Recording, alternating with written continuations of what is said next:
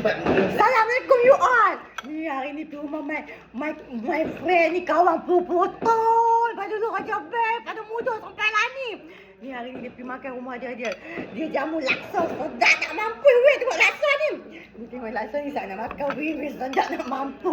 Kesenang weh. Tak lah makan nasi kata. Ini yang penting kau ni. Bismillahirrahmanirrahim. Tak boleh ayak kat gitu dia. Punya sedap, namanya sedap tak mati. Ni tengok ni. Sedap.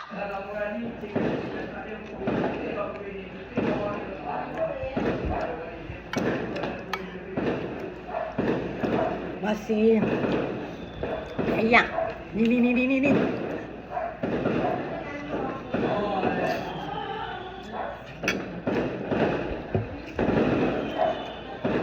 Punya sedap lah. Kesenang nak bayar. Asyik tengok tu bebe. Kat rumah tu bagi tisu nampak. Gelak datang nanti lemah-lemah kan. Bukan senang duk makan nasi tak habis-habis. Dapat laksa tu dia. Fuh.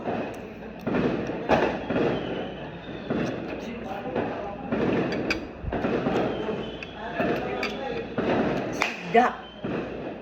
Mak saya kata heaven. Okay you all. Bye.